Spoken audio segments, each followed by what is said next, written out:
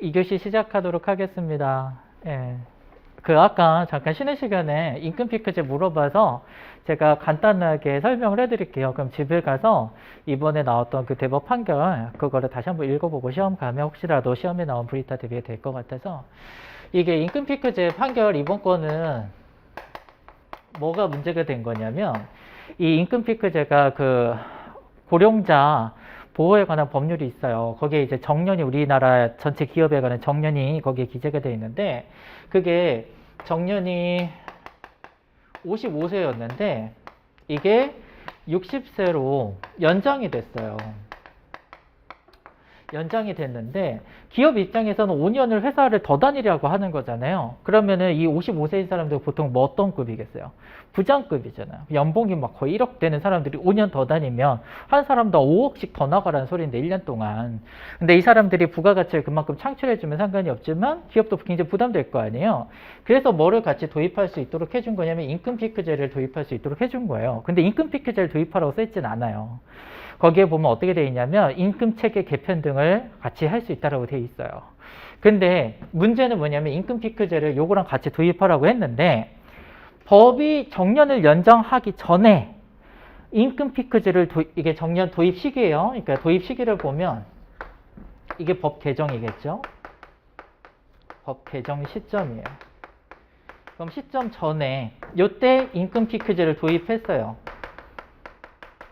를 도입했다면 어떻게 돼요? 여기에서 이익이 있죠? 법 개정 전에 뭐가 됐으니까? 정년이 연장이 됐잖아. 근데 손해도 있네요. 뭐도 같이 있어요? 임금 피크제가 도입돼서 임금도 깎였죠. 그래, 요거는 뭐 오케이 할 수 있다. 근데 법 개정 이후에 임금 피크제를 도입을 한 거예요. 근데 이 사람들은 어떻게 돼요? 이익은 있어요, 없어요? 법이 개정됐으니까 이익이 없어요. 그죠? 뭐만 있었던 거예요? 손해만 있다. 요거를 갖다가 어떻게 할 것이냐에 관한 개점에서 보는 거예요. 근데 우리는 이제 뭐가 있냐면 상위법 우선의 원칙이 있어요. 그래서 우리가 근로기준법이라는 게 있고 요 밑에 뭐가 있어요? 단체 협약이 있죠. 그 밑에 근로기준법,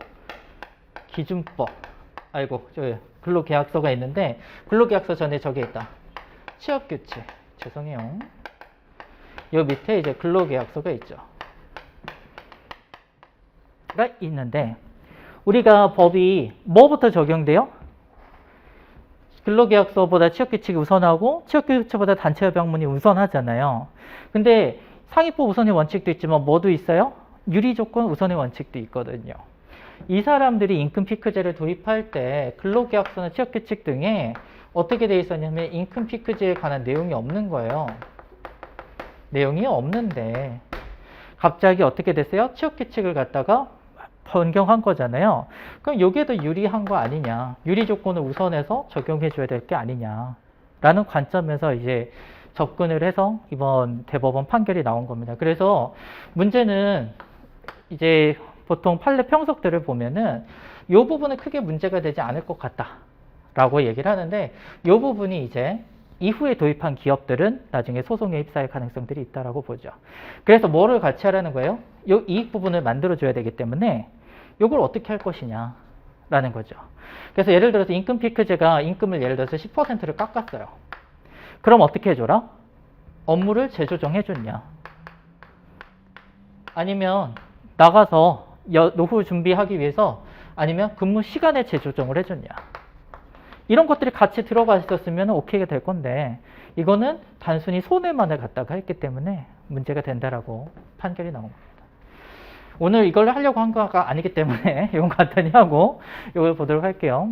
지금 우리가 노동법에서 옛날에 이런 거를 안 가르쳐 줬어요. 제가 이제 시험을 볼 때도 제 인사노무관리 선생님은 지금도 아직도 잘 연락하고 잘 친하게 지내는데 그분이 저를 이제 강사라고 해서 제가 했던 거거든요. 근데 이제 그분이 저는 이제 노동법 이런 거 이제 인사노무관리 파트에서 노동법 부분들이 나오잖아요. 그러면 이제 그 선생님은 그 당시에는 이렇게 시험에 출제가 자세히 안 됐으니까 노사관계는 출제가 많이 안 됐거든요. 옛날이니까. 거의 한 10년 다 됐으니까. 그래서 그때는 이 노사관계론 파트가 시험에 많이 출제가 안 될 때라 노동법에 나오는 거 공부한 거 그거 갖다 쓰면 되잖아 이렇게 했어요. 근데 특히 이 파트는 안 돼. 왜냐면은 여러분들이 노동법 배울 때 이제 산재 파트를 공부를 잘 안 가르쳐 주세요, 선생님들이. 왜냐면 중대한 판례가 별로 없어. 그래서 여러분들이 아셔야 되는 게 회사는요, 산재를 잘 숨겨요. 산재를 잘 숨깁니다. 그래갖고 왜냐면은 회사가 어떤 문제들이 있냐면 산재 보험금을 수령하면은 그 회사도 돈 안 나가고 좋잖아요. 근데 어떤 손해들이 발생되냐면 고용노동부에서 이제 조사가 나와요. 산재가 발생되면. 그래서 어떻게 되냐면 법 위반 사항 지적하고 개선하라고 해요. 그럼 개선하는데 돈이 들어가죠? 과태료 내야 되죠. 그 다음에 하청들은 원청하고 재계약이 안 되고요. 건설업체는 건설업체가 입찰할 때 산재 발생률, 산재보험 그거를 내요. 그렇기 때문에 국가계약 때 입찰이 못 따요. 그 다음에 보험료 금액이 증가됩니다. 이런 문제 때문에 회사에서 산재 처리를 안 하려고 해요. 그래서 우리나라에서는 어떤 문제가 있냐면 여러분들 그 인사노무 관리에서 배우시죠. 그 산재가 발생한 율하고 사망률이 있는데 다른 해외 나라하고 비교를 해보면 우리나라는요 사망률은 굉장히 높아요. 근데 산재 발생률이 낮아요. 그 말은 무슨 뜻이냐면 비례할 수밖에 없어요. 뭐냐면은 다른 나라들이 이렇게 되는 거지. 사망률이 높으면 뭐 또 해요? 산재 발생률도 높아야 되잖아요. 우리는 사망률은 높은데 발생률은 낮아. 무슨 뜻이에요? 이게 당연히 비례해야 되는데 사망한 거는 숨기지 못하니까 높은데 산재가 발생한 건 어떻게 한다는 거예요? 손해가 크기 때문에 계속 숨기는 거예요. 이걸 뭐라고 불러요? 공상처리라고 불러요. 공상처리.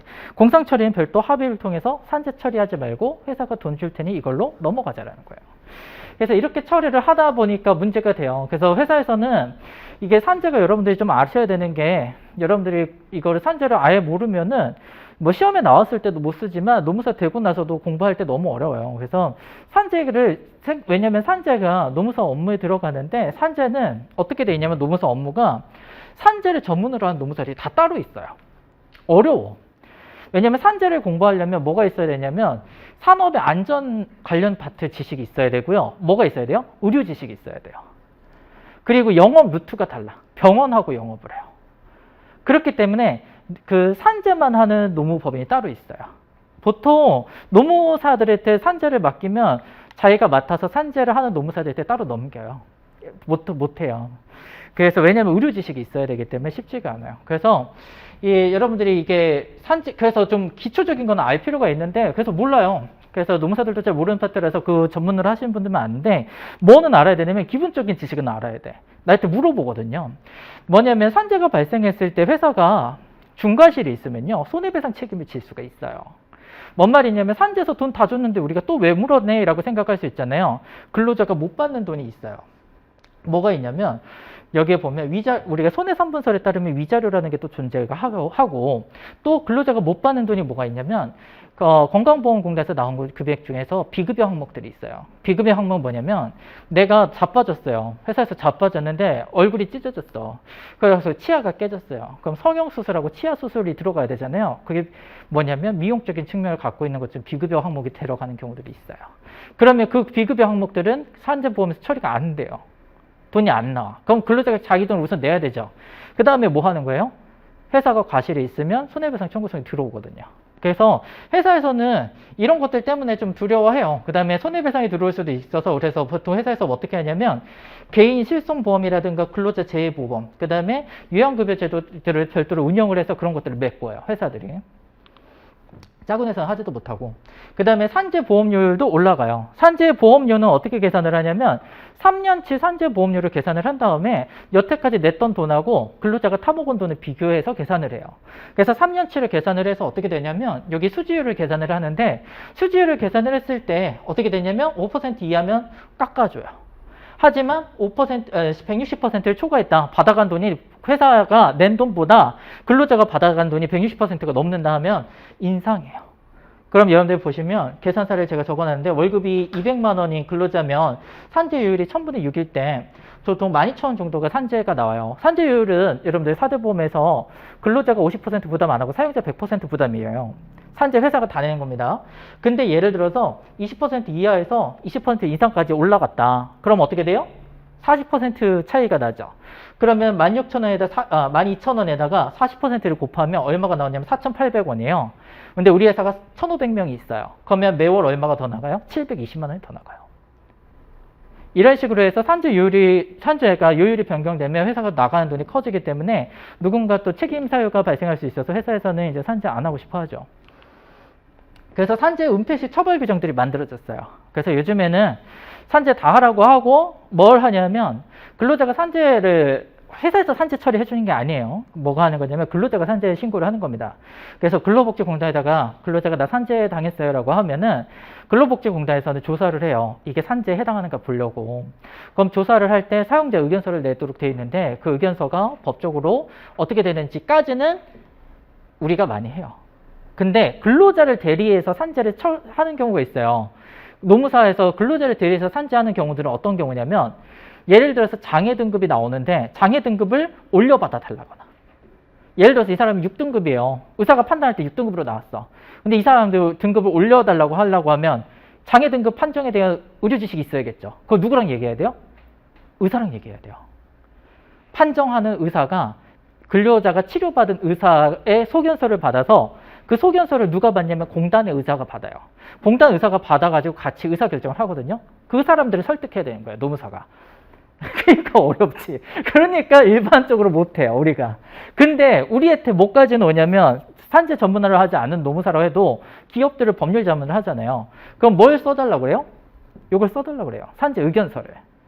예, 산재 발생했을 때 그 자기네들이 써왔던 걸 검토해달라고 하거나 아니면 우리한테 그 의견서를 써달라고 하는 경우들이 있어서 그것까지는 여러분들이 할 수 있으셔야 됩니다.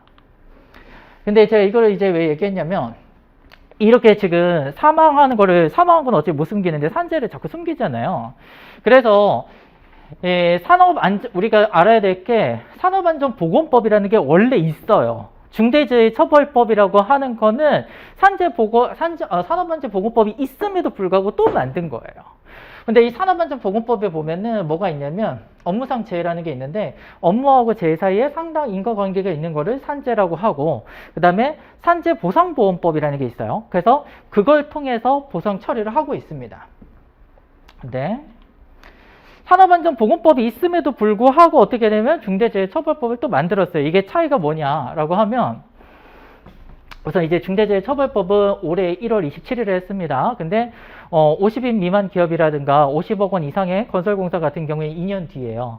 그 다음에 지금은 이제 법인만 해당이 돼요. 개인사업주도 2년 뒤입니다. 그래서 2년 뒤부터 해당이 되는데 여기 보면 이제 산업안전보건법이 있고 중대재해처벌법이 있죠. 그래서 산업안전보건법에서는 조금 다른 게 여기 보면 예를 들어서 3개월 이상 요양이 필요한 부상자가 동시에 2명 이상 발생했을 경우인데 예를 들어서 동일한 사고로 6개월 이상 치료가 필요한 부상자가 2명 이상 발생했을 경우 이런 식으로 해서 약간 범위가 달라요.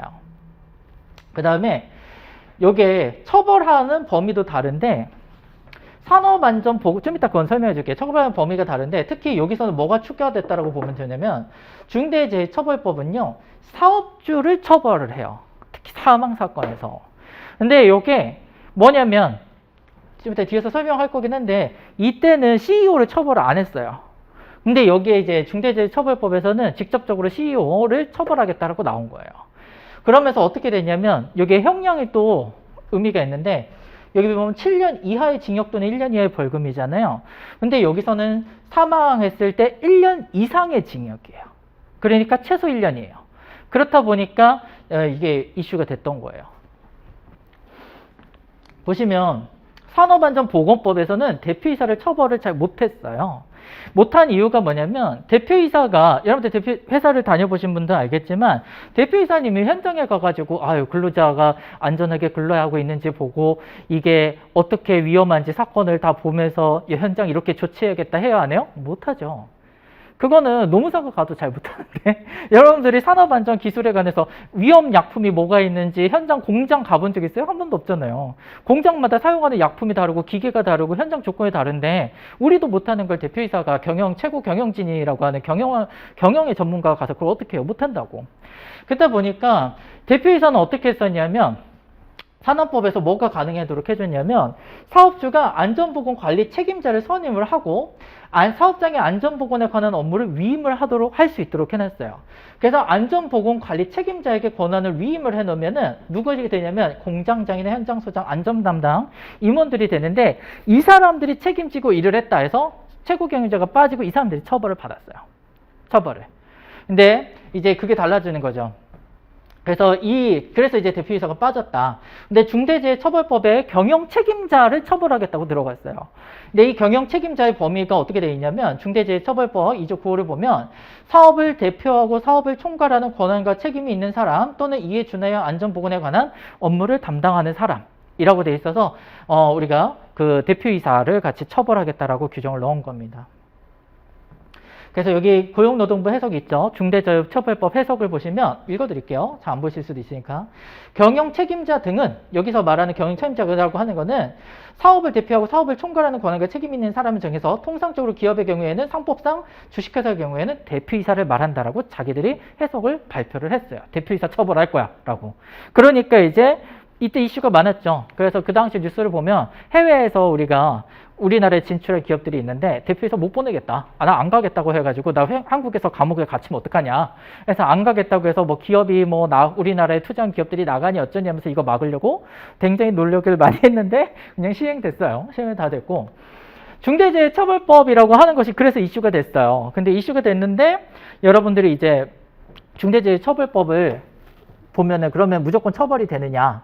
산재가 발생하면 아까 말한 것처럼 사망자가 1명 이상 발생하거나 동일한 사고로 6개월 이상 치료가 필요한 부상자 2명 이상 발생하거나 또는 동일한 유해 요인으로 급성 중독증 대통령령으로 정하는 직업성 질병자가 1년 이내 3명 이상 발생하는 경우를 우리가 중대재해라고 하는데 이 경우에 사용자가 무조건 처벌되느냐라고 하면 처벌되지 않습니다.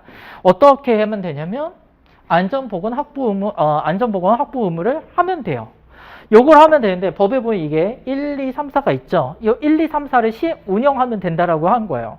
근데 실질적으로 문제가 됐던 거는 뭐냐면 1번이 시행령으로 9가지를 정하고 있는데 너무 복잡하고 어렵고 구체적이지도 않아요. 그래서 이거를 어떻게 하냐. 그래서 이게 너무 추상적이다라고 해서 이게 무조건 사용자 징역 간다라는 쪽으로 잘못 오해돼서 전파된 그런 측면들이 있습니다. 제가 오늘 이제 수업 때 요거 9가지하고 여기 4번의 시행령이 2가지가 있는데 요거 9가지하고 1가지에 대해서 간단히 설명을 드릴 거예요. 우선은 프린트로 다시 넘어가도록 하겠습니다. 프린트 보시면요. 올해 시험에도 경영지도사 시험에는요. 이 중대재해법이 나오진 않았어요. 뭐가 나왔냐면 근로기준법상 재해보상이 나왔어요. 근데 제가 이거 프린터를 먼저 설명한 이유가 뭐냐면 우리가 지금 아까 뭐라고 했냐면 산업재해보상보험법이라는 게 따로 있다 했잖아요. 그러면 산재보험법에서 처리하는 거랑 근로기준법에 또 이게 따로 있다라는 거예요. 이해 가요? 산재라고 하는 거는 우리가 요양일수가 3일 이상인 경우를 얘기를 해요. 그러니까 요양이라고 하는 건 뭐예요? 병원에서 치료받는 건데 그게 3일 이상이면 산재 처리가 되는데 그러면 하루 이틀 다친 경우에요. 다쳐서 하루 이틀만 병원에 가면 돼. 그러면은 뭐가 정하고 있다고요? 근로기준법상에 따로 정한 게 있어요. 여러분들 그걸 보신 적이 없더라고요. 다들. 근로기준법에 이런 게 있는지도 몰랐죠? 그래서 이 내용들을 쓰라는 게 시험에 나왔어요. 어렵죠. 그래서 첫 번째 보면은 근로기준법상의 재해보상이라고 했는데 생산 조직의 기계화, 대규모화, 위험화가 됨에 따라서 근로자의 재해가 빈번하게 일어나게 되었다. 이 경우 민법에 따르면 사용자에게 손해배상 책임을 물어야 되고 과실 책임의 원칙에 따라서 근로자가 과실이 있으면 상계 처리를 해야 돼요. 예를 들어서 근로자가 자전거를 타고 회사에 왔는데 자전거가 미끄러져서 다쳤어요. 근데 근로자가 너무 과속을 해서 자전거니까 어디로 가야 돼요? 이건 도로교통법상 이제 차도로 다녀야 되는데 인도로 온 거야. 그래서 인도로 오다가 얘가 다쳤어. 그러면 얘가 과실이 있죠. 과속을 했어요. 그래서 인도로 왔어. 그러면 원래 민법 원칙에 따르면 내가 다쳤어요. 그래갖고 회사에다 청구한다고 해도 뭐를 해야 된다? 과실상계를 해야 된다. 근데 과실상계를 하면 근로자가 자기 피해를 보상을 받아요? 못 받아요? 못 받죠. 그러니까 어떻게 한다? 무과실 책임 원칙을 갖다가 정의한 게 산업재해보상보험법이에요. 그래서 여러분들 산재는 어떻게 돼요? 업무상 연관성이 있으면 근로자가 과실과 상관없이 보상을 받을 수 있어요. 근데 여러분들이 헷갈리시면 안 되는 게 고의로 사고를 냈어요. 이것도 보상받나요? 그렇진 않아요. 산업재해보상법은 과실하고는 상관없지만 고의로 사건을 발생한 경우에는 보상받을 수가 없습니다. 그래서 이게 이제 산업재해보상법, 이 재해보상제도가 그래서 이제 만들어졌다라는 걸 설명을 드린 거고요. 그래서 밑에서 세 번째 줄을 보시면 1번에서 밑에서 세 번째 줄입니다. 근로기준법의 재해보상제도가 이에 해당하게 된다. 그래서 재해보상제도의 주요 특징은 보상을 받기 위해서 사용자의 고의과실을 요하지 않고 근로자의 과실 유무를 묻지 않으며 배상액의 실질적 손해와 관계없이 정액화되어 있는 것이 특징이다. 사용자가 뭐 잘못했다. 그러면 산재보험에서 돈 안 주겠다. 안 돼요. 그냥 주는 거예요. 이해 가시죠? 그래서 사용자의 고의과실도 묻지 않고 뭣도 안 묻는다. 근로자의 과실도 묻지 않는 것이다. 두 번째는 산재보험과 근로기준법의 재해보상이라는 게 있는데 그럼 산재보험법이 있는데 근로기준법이 왜 별도로 있는 것이냐라고 하면은 근로기준법상 재해보상제도가 마련되어 있더라도 사용자가 재해보상의 책임을 다할 현실적 능력이나 의욕이 부족하면 근로자가 보상을 받기 어렵게 돼요. 그러니까 처음에는 근로기준법에서 보상제도를 만든 거예요. 근데 이거를 해놓으니까 어떻게 돼요? 사용자가 그걸 돈을 주려고 했더니 망하게 생겼어. 그러면은 근로자가 보상을 받아요? 못 받아요? 못 받는다. 그래서 산재보상보험법이라는 게 별도로 만들어서 이걸 어떻게 돼요? 국가에서 전 국민을 가입시켜가지고 이 돈으로 운영하게 해서 열악한 근무지에서 사업장에서 근무하는 근로자도 모두 피해 보상을 받도록 만들어준 것이다. 라는 내용입니다. 자, 그러면 그 2번에서 밑에 줄, 마지막 문장에서 두 번째 줄 올라가 보시면요. 산재보험에 가입한 사업의 경우라도 우리가 산재보험이 가입 안 되는 경우가 있긴 있어요. 맨 처음에 보험 만들었을 때는 그게 뭐 500인인가 50인인가 헷갈리는데 옛날 진짜 한 3, 40년 전에 처음 만들었을 때는 뭐 500인 이상 사업장만 산재보험 가입 이런 식이었어요. 지금 어떻게 돼요? 모든 사업장 가입인데 여러분들 산재보험법 보면은 아마 농어촌 쪽에서 일하시는 분들 있잖아요. 그것도 인원수 제한이 있어서 그런 분들은 산재보험 가입을 안 하고도 할 수 있어요. 그래서 그렇게 산재보험을 안 하는 사업장이라든가 아니면 특히 어떤 사업장이 있냐면 산재보험에 가입한 사업장의 경우라도 3일 이내에 요양급여나 휴업급여는 지급이 되지 않기 때문에 이 부분은 근로기준법에 별도로 기재가 되어 있는 것이다 라는 겁니다. 그래서 여러분들 집에 가시면 오늘 특강 들었으니까 집에 가서 그걸 또 읽어보세요. 근로기준법의 후반부 파트에 가면은 이 파트가 따로 있어요. 자, 재해보상의 종류 봅시다. 제가 요양급여, 요양보양이라 해서 8페이지 적혀 있죠. 요양급여는 산업재해보상법이고 요양보상이라고 하는 게 근로기준법이에요. 예. 요양급여, 산재보험법상 요양급여는 근로자가 업무상 사유로 부상을 당하거나 질병에 걸린 경우에는 요양급여를 지급한다. 그러나 부상 또는 질병이 3일 이내 요양으로 치유될 수 있으면 요양급여를 지급하지 않는다. 그러니까 만약에 여기 시험에 나왔으면 이런 것들을 갖다가 포인트로 잡아서 써줬어야 되는 거예요.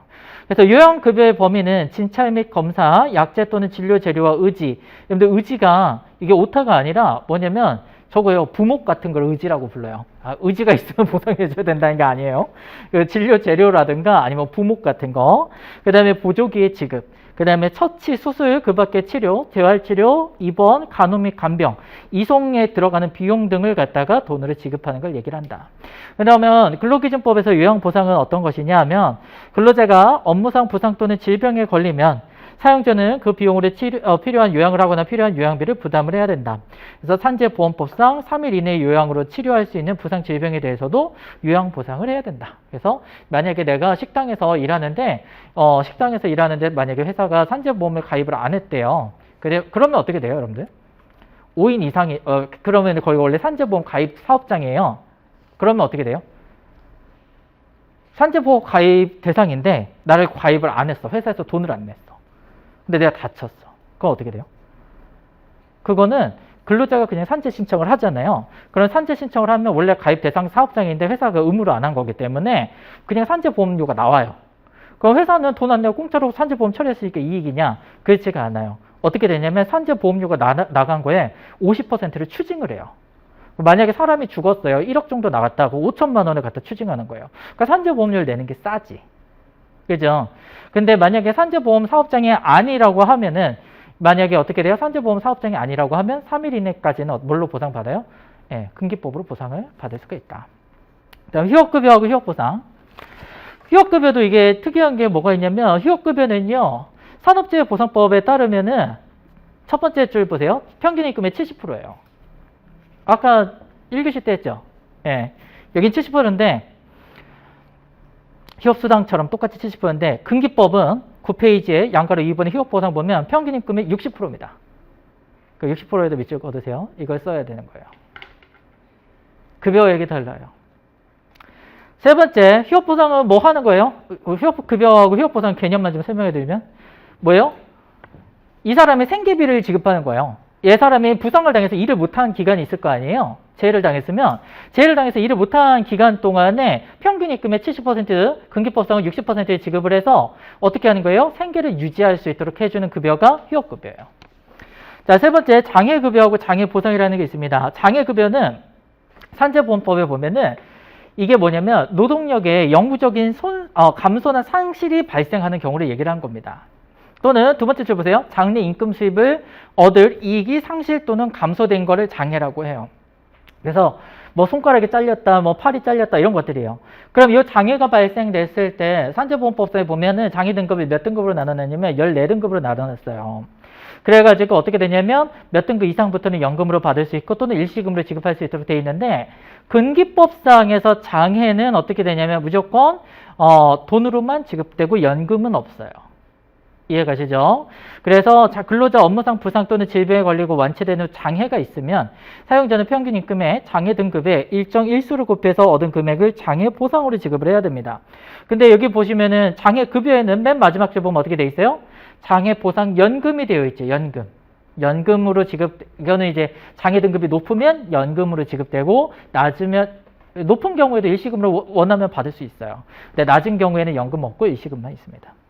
자, 그 다음 박스에 근기법 81조 보면은 근로자가 중대한 과실로 업무상 부상 또는 질병에 걸리고 사용자가 그 과실에 대해서 노동위원회의 인정을 받으면 휴업보상이나 장애보상을 하지 않아도 된다라고 돼 있잖아요. 휴업보상하고 장애보상은 어떤 특징이 있냐면 만약에 중대한 과실을 통해서 발생됐다라고 하면 사용자가 노동위원회 신청해서 지급 안 할 수도 있어요. 근데 뭐는 없어요. 여기 보니까. 요양급여는 이 문구에 없죠. 치료비는 사용자가 어떻게 돼요? 무조건 지급해야 되는 거고 여기 휴업급여하고 장애급여 같은 경우는 어떻게 할 수 있다? 지급하지 않을 수도 있다라는 겁니다. 그래서 여기까지가 아마 요거 결혼지도사 시험에 나왔다라고 하면 여러분들 요걸 썼으면 될 건데 요것도 여러분들이 만약에 25점으로 나왔어요. 그러면은 쓰기가 쉽지 않죠. 자, 그 다음에 중대재해처벌법을 보시면 중대재해처벌법은 아까 제가 간단하게 설명을 드렸는데 중대재해 개념을 보시면 중대재해란 산업재해 중 중대산업재해와 중대시민재해를 말한다로 돼 있죠. 9페이지에 중대재해 반가로 1번의 첫 번째 줄입니다. 산업재해라고 하는 개념을 또 산업안전보건법에서 따로 정하고 있습니다. 그래서 논문을 제공하는 사람이 업무하고 관계되는 건설물, 설비, 원재료, 가스, 증기 등의 분진 등에 의하거나 작업 또는 그 밖의 업무로 인해서 사망 또는 부상하거나 질병에 걸리는 것을 말한다 되어 있습니다. 그래서 우리가 산업재해보상보호법에 따르면 출퇴근재해는 산재 처리가 가능해야 하네요.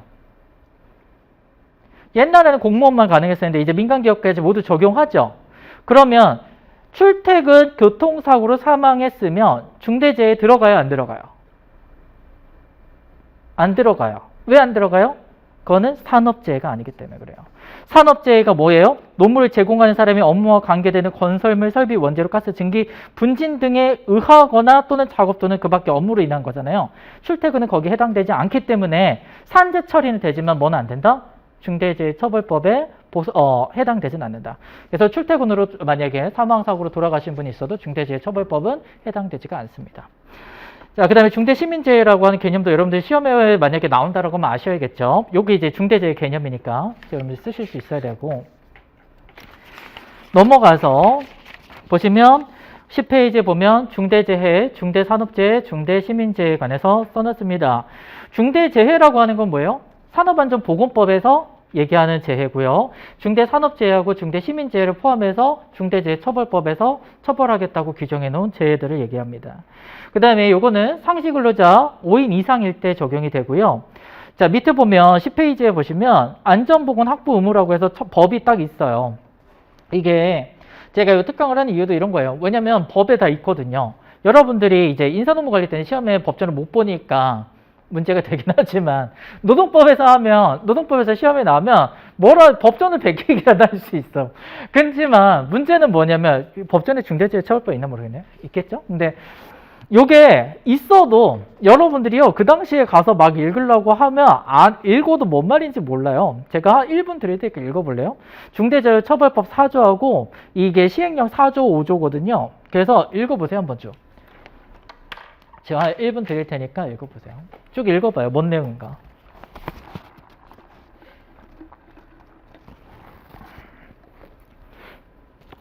너무 어려워요 이게.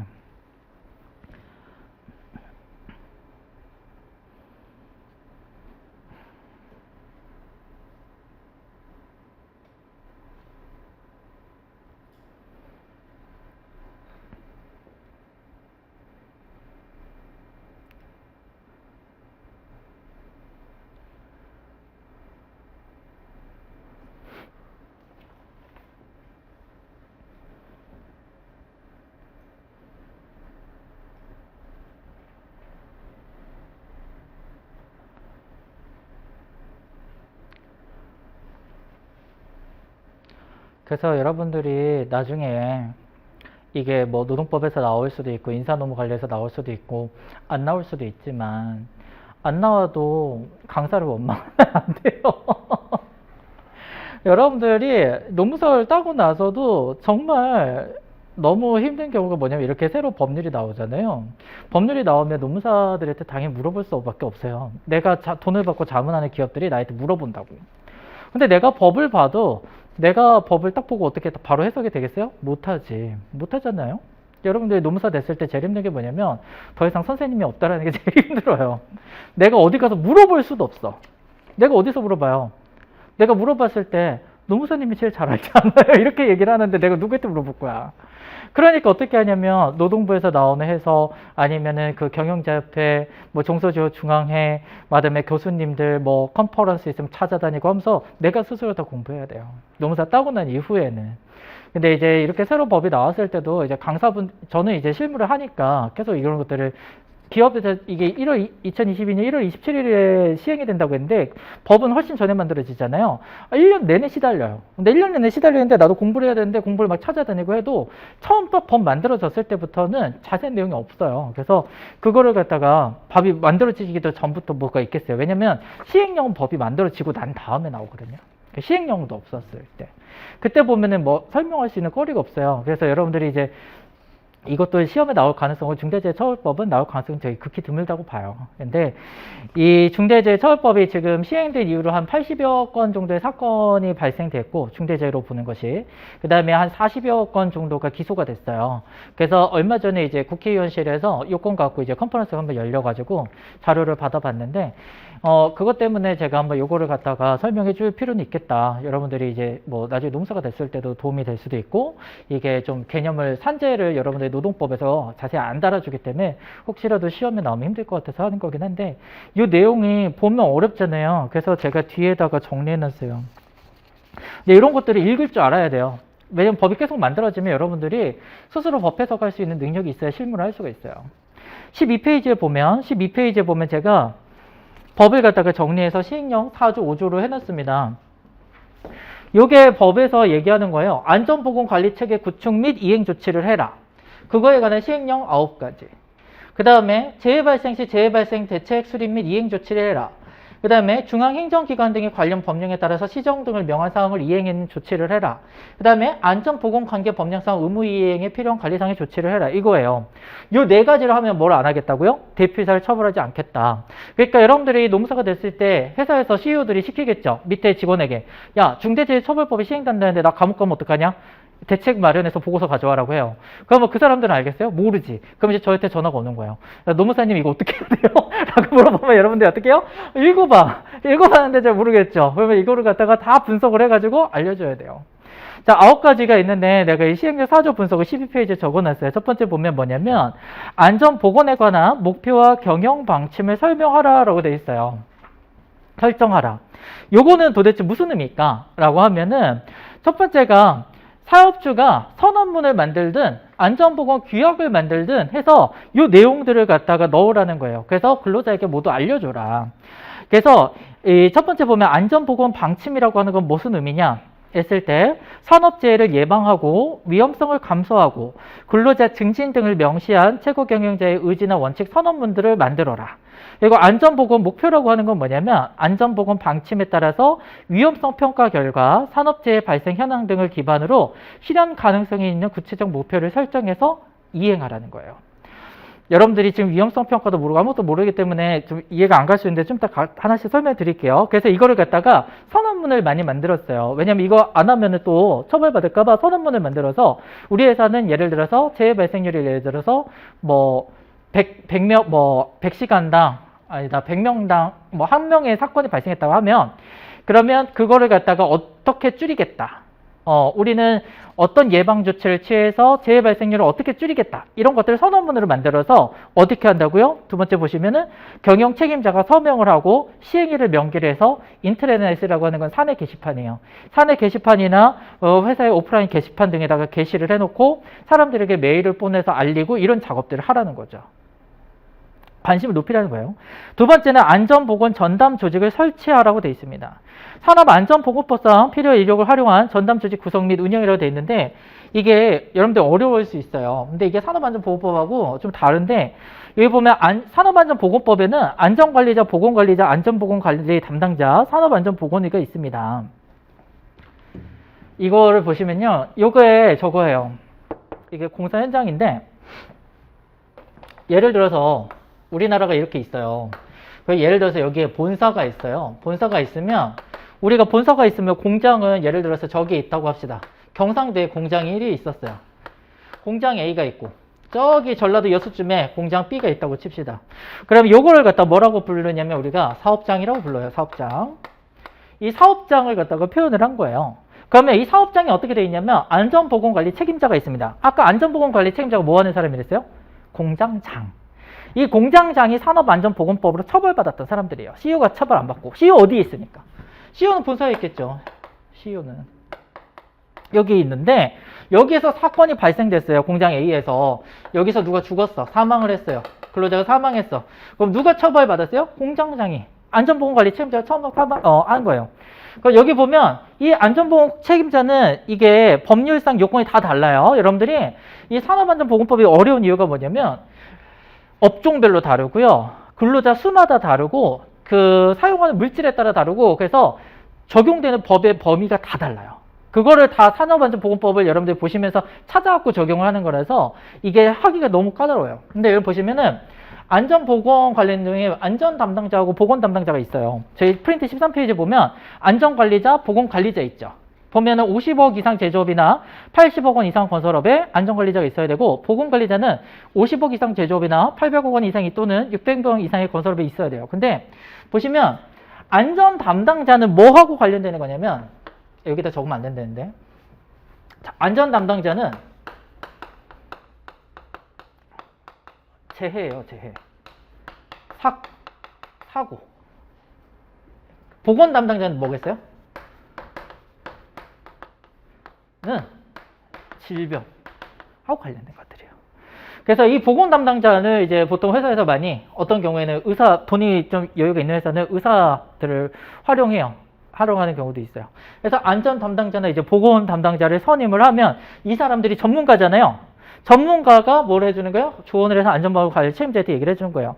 이 사람들이 누구한테 얘기하냐면 관리 감독자한테 얘기를 합니다. 이 관리 감독자가 뭘 하는 거예요? 각각 팀에 있는 사람들을 문제가 생기지 않게 관리하는 역할들을 하는 거예요. 그래서 프린트에 어떤 역할을 하는지 다 적어놨어요. 자, 그래서 프린트로 다시 넘어가서 13페이지를 보시면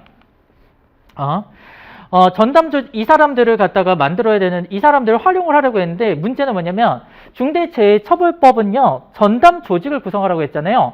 이 사람들은 산업안전보건법에서 얘기하는 거고 이거를 갖고 이제 노동부에서 해설을 한 거를 보면은 이 사람들로 조직을 만들지 말아라라는 거예요. 이건 지금 운영을 했잖아요. 본사의 CEO 밑에다가 CEO 처벌할 거라고 했으니까 여기에 별도의 전담 조직을 만들어서 여기에 있는 사업장을 총괄할 수 있도록 하라는 거예요. 이해 가시죠? 그러니까 여기에 공장이 아까처럼 운영이 됐죠. 그 운영을 전체 총괄하는 전담 조직을 따로 만들어라는 거예요. 이게 의미예요. 그 의미. 그러니까 여러분들이 이제 예를 들어서 기업에 자문이 왔어요. 안전보건 전담 조직 설치해야 된다는데 어떻게 해요? 그러면 산업안전보건법에 있으니까 괜찮아요 라고 했을 때 나중에 문제 생겼을 때 내가 책임질 수 있겠죠. 이해가요? 그래서 이런 것들을 여러분들이 다 이해를 하고 하려면 여러분들이 법령을 만든 그 사람들이 보면은 법령 만들 때 입법에 보면 입법 회의록이 있어요. 그 회의록도 다 봐야 되고 그 다음에 이 교수님들의 평석이라든가 아니면 각 경총이라든가 그런 데서 나온 자료 이런 거 다 공부하셔야 돼요. 근데 쉽지 않지. 강사가 있으니까 이때가 좋은 거예요. 누가 알려주잖아. 내가 노무사 된 다음에 아무도 안 가르쳐준다니까. 이게 진짜 힘들어요. 세 번째 보세요. 그래서 유해 위험 요인 확인 및 개선 절차 마련 및 이행 점검 및 필요 조치를 하라고 돼 있어요. 동그라미 3번이에요. 동그라미 3번. 자, 이거는 보면은 뭐가 돼 있냐면 위험성 평가를 활용해서 유해 위험 요인 확인 및 개선 절차를 하라고 했는데 이 위험성 평가가 뭐냐면 기업에서 어떤 새로운 기계를 도입했어요. 그러면은 이 기계가 어떻게 작동하고 근로자가 어떤 활동을 하고 어떤 사고가 발생할 수 있는지를 갖다가 여러 가지 기법들이 있는데 산업안전관리기사처럼 전문적 자격이 있는 사람들이 이게 어떤 위험이 발생될지를 미리 예측을 해서 그거를 갖다가 방지할 수 있는 조치를 하는 거를 위험성 평가라고 해요. 그래서 기업들이 이거를 보통 컨설팅을 받아요. 이거 하는 컨설팅 회사들이 있고. 그래서 이거를 해서 아니면 기업에서 자체적으로 체크리스트 전문가를 고용을 해서 체크리스트를 만들어서 실수를 할 수도 있어요. 그래서 위험성 평가를 활용을 해서 유해 위험 요인 확인 및 개선 절차를 진행을 해야 된다. 그래서 이 내용이 3번에 들어가 있고요. 네 번째 보면 그래서 이제 여기 회사들이 위험성 평가하는 컨설팅 회사들이 굉장히 돈을 많이 벌었죠. 그래서 여러분들 이제 예를 들어서 사무직이다 하면 사무직에 사건 발생할 게 뭐가 있어요? 없잖아요. 근데 이제 근골격계 질환이 발생할 수 있거든요. 뭐냐면 자세가 내가 허리가 아파요. 근데 맨날 앉아있으면 어떻게 돼요? 허리가 무리가 올 수가 있잖아요. 거북목이 생기고. 그러니까 어떻게 해야 돼요? 회사에서는 그런 것들을 이제 평가하는 거예요. 전문가들이. 그래서 이렇게 하면 문제가 될 수 있다. 그럼 허리가 안 좋은 사람은 계속 책상에 앉아서 거북목이 발생하면 척추 디스크가 발생하는데 이것도 산재로 발생될 수도 있잖아요. 오래 근무를 막 이 사람이 30년씩 이상 했는데 이렇게 됐다 하니까 어떻게 해요? 서서 근무할 수 있는 스탠딩 책상을 갖다가 도입을 해가지고 신청하는 사람들에 한해가지고 스탠딩 책상을 운영할 수 있도록 해줘라 해요. 그런 평가표가 있어서 그 평가표를 만들고 그걸 이행 조치를 하라고 하잖아요. 그래서 여러분들이 진짜 대기업에 가면 스탠딩 책상이 있습니다. 그래가지고 내가 회사에 다닐 때에도 회사에서 스탠딩 책상 이용하시는 분들이 있었어요. 대기업이 쉽지 않아요. 여러분들 중소기업에서는 뭐가 그런 소리 말같지 않은 소리를 하고 있어. 뭐 허리가 아프다고 책상을 서서 하는 걸 사달라고 그래 이렇게 하잖아요. 대기업은 다 있어요. 네, 그래서 나도 깜짝 놀랐어요. 저런 거는 왜 만들어 놓은 거예요? 물어봤는데 있어요. 그래서 일어서서 근무할 수 있도록 허리 아프신 분들 그런 것들이 이제 위험성 평가고 그거에 이행 조치 하라고 하는 거고. 네 번째 보면 안전보건에 관한 필요한 예산 편성 및 집행이 있습니다. 안전보건 인력, 시설, 장비 구매 및 유해 위험 요인 개선에 필요한 예산을 편성하고 예산이 용도에 맞게 집행되고 있는지 점검하라는 뜻이에요. 이거를 갖다가 회사에서 이거 어떻게 해야 돼요? 물어보면 문제가 되겠죠. 이때 어떻게 해야 되냐면 정권을 살펴봐야 돼요. 왜냐하면 예산하고 집행이 회사에서 어떻게 운영되고 있는지 살펴보려면 정권을 보셔야 되고 아니면 회계 규정 같은 걸 봐가지고 봐야 되는데 보통 많은 기업들이 어떻게 했냐면 이사회에 예산을 넣었어요. 그래서 이사회 회의록에다가 산업안전보건에 관련된 예산을 따로 마련을 해가지고 소액이라도 이사회 회의록에다가 집어넣고 그 다음에 의결한 다음에 집행 내역을 집행하면 이제 세금 돈 지출한 게 발생될 거 아니에요. 그걸 갖다가 별도 회의 자료로 만들어서 보관하세요 라고 보통 자문을 해줬습니다. 근데 이런 것들도 여러분들 이제 공부를 해서 여러분들이 이제 해야겠죠.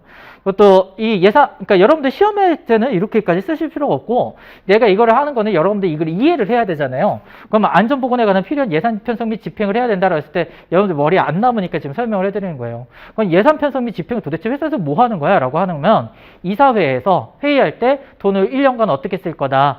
이사회에서 뭐예요? 최소 신규 인력을 몇 명 뽑을 건지 인건비 얼마 쓸 건지 이런 것들 정하는 회의를 한단 말이에요. 그때 뭐 또 넣는다?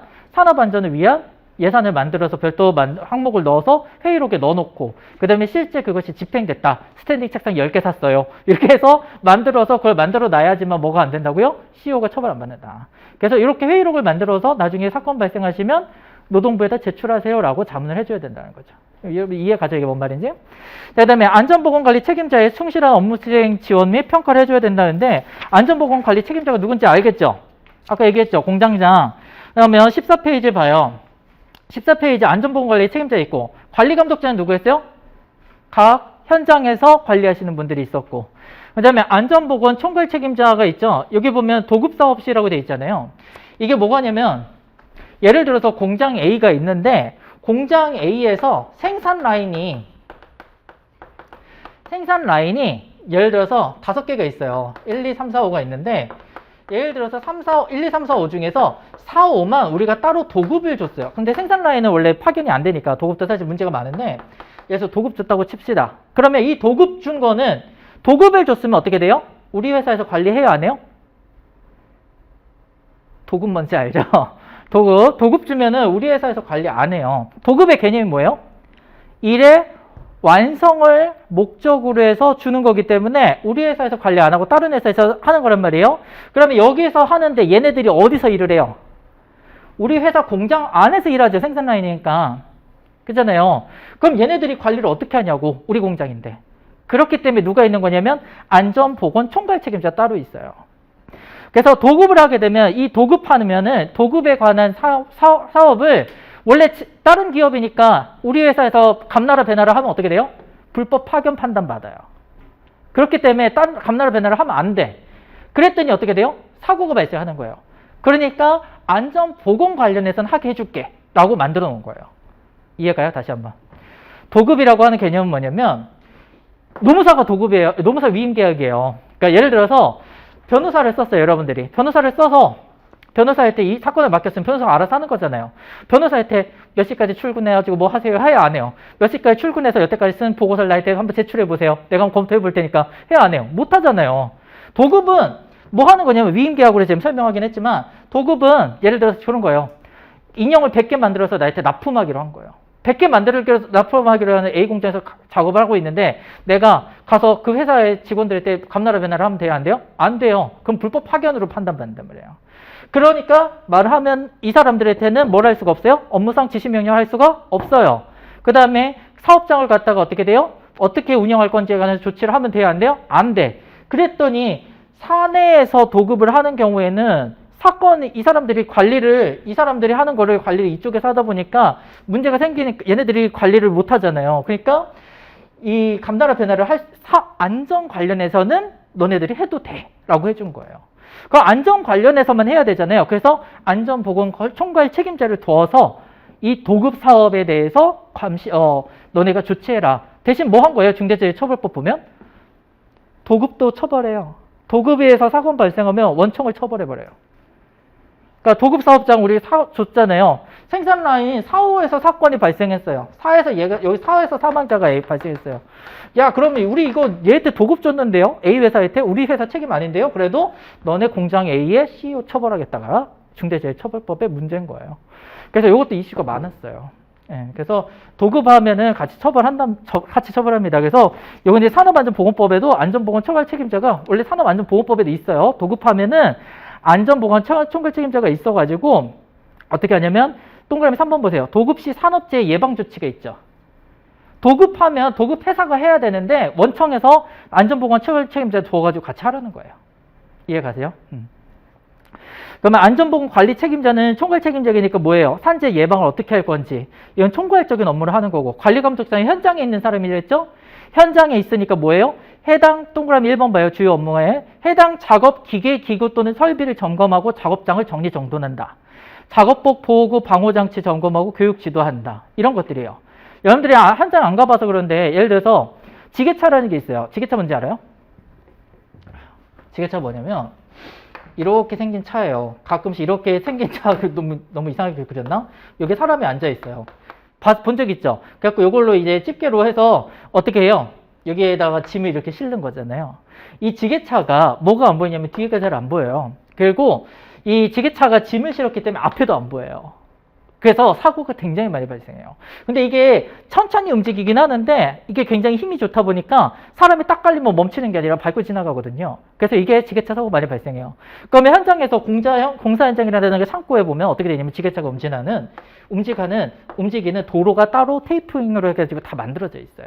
근데 테이핑대로만 딱 가야 되는데 안 갈 수도 있잖아요. 근데 만약에 테이핑이 없으면 어떻게 되냐면, 있어도 마찬가지지만, 지게차가 운전될 때는 요거를 갖다가 뒤에 사람이나 사람 같은 사람이 있을 수 있으니까, 요거를 이제 막 백으로 한다라고 하면 뒤에 별도 사람이 있어가지고 안내를 해줘야 돼요. 가도 되는지. 근데 이런 것들을 해야 되는데, 이런 것들을 관리하는 사람이 누구다?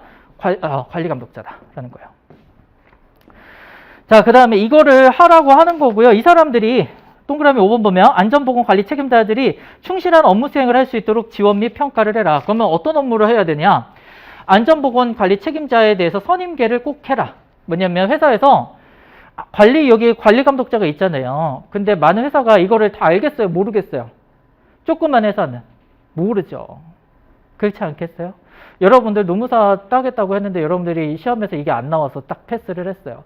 여러분들이 알겠어요? 모르지. 현장에서 내가 공부 안 해서 모르잖아요. 노무사도 잘 모르는 거예요. 이거 어려우니까 나도 잘 몰라요.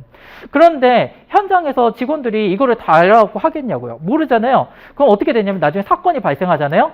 그러면 관리감독자 있어요? 그러면 저 있어요. 이렇게 하는 거예요. 그러면 실제로 없었는데 있다고 그래. 그러니까 문제가 뭐예요? 그래서 지금 이게 동그라미 5번이 생긴 거잖아요. 그래서 뭐 하라는 거예요? 선임계를 하라는 거예요. 그래서 선임계는 뭐냐면 이 사람 관리감독자가 예를 들어서 연차 쓰고 쉴 수도 있잖아요. 그러면 부 정해가지고 임명장을 주고 그 다음에 이 사람이 출근해서 뭐 했는지 작업일지 쓰라고 하고 이런 식으로 관리를 해야지 되는 거지. 없다고 했다가 사건 발생했는데 이거 있었어? 그때 가서 저 있었어요. 이 사람이 관리감독자예요. 이런 식으로 자꾸 거짓말하니까 이거를 갖다가 선임계 만들어서 임명장 줘라. 작업일지 다 써놔라. 이런 거예요. 이해가죠? 자, 그 다음에 업무 수행 지침을 마련해라. 업무 분장. 일을 누가 어떻게 하는지, 교육 등 법령상 의무는 어떻게 수행하는지. 여기 보면 동그라미 1, 3, 4, 5번 있잖아요. 이거 제대로 하고 있는지 확인하라는 거죠. 자, 그 다음에 6번 갈게요. 안전보건 전문 인력 배치 및 업무 시간을 보장해라 라고 되어 있습니다. 그러면 산업안전보건법에서는 몇 개가 있었어요? 안전관리자, 보건관리자, 산업보건이 안전보건관리 담당자가 있어요. 이거 이제 다 알겠죠? 응. 자, 그래서 안전관리자는 뭐랑 관련된다고 그랬어요? 재해, 사고. 보건관리자는 질병.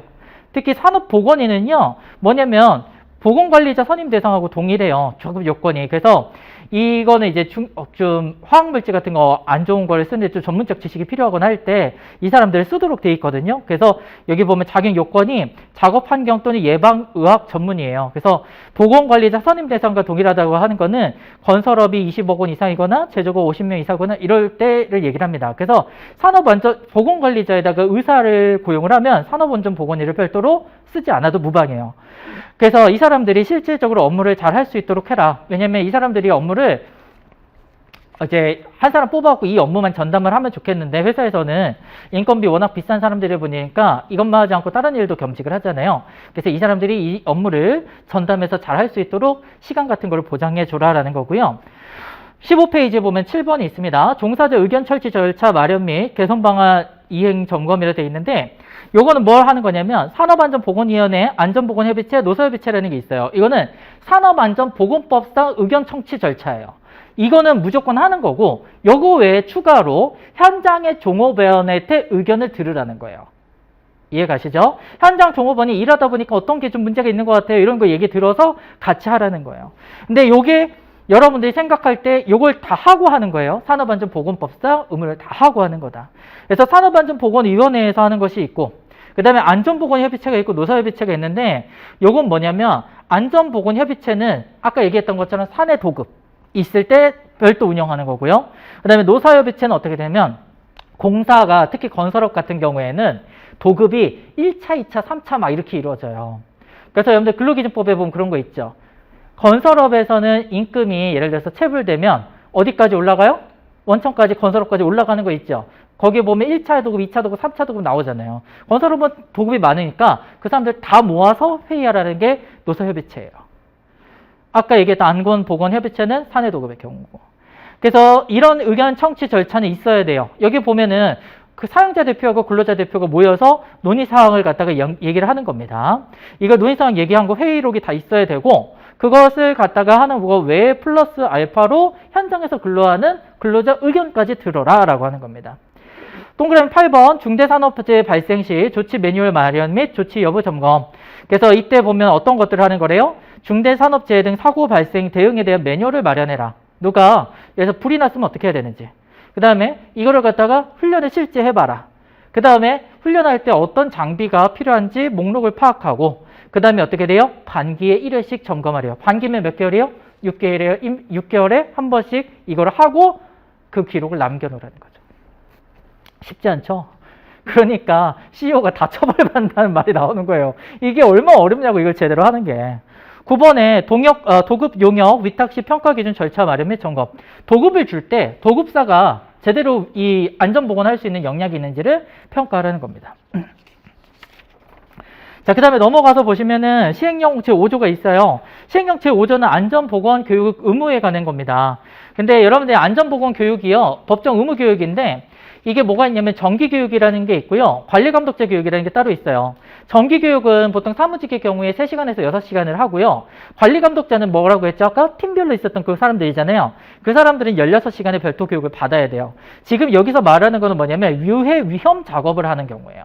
유해 위험 작업이라고 하는 거는 뭐 위험한 화학물질을 사용하는 경우 있죠. 이런 경우에 별도 교육을 따로 시키라는 겁니다. 그래서 이 교육들을 해놓고 교육일지 등을 마련해 놨어야지만 처벌 안 받는다는 거예요. 그게 중대재해처벌법이에요. 되셨죠? 아까 맨 마지막 본 거 교육시키는 게 이 4번의 시행령입니다.